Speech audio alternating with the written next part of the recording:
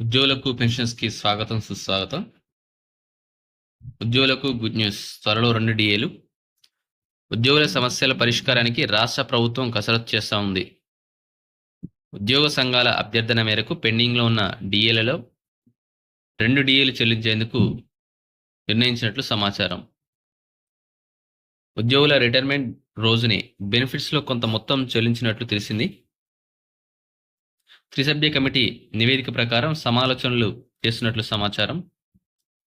ఇది నిన్నటి వార్త కాబట్టి ఇందులో రేపు జరగనున్న కేబినెట్ సబ్ కమిటీ మీటింగ్‌లో ఈ అంశాలపై తుది నిర్ణయం తీసుకునే అవకాశం ఉందని అనడం జరిగింది. అంటే ఈరోజు కేబినెట్ సబ్ కమిటీ మీటింగ్ అయితే జరుగుతా ఉంటది. సో, ఆ మీటింగ్‌లో ఏవైతే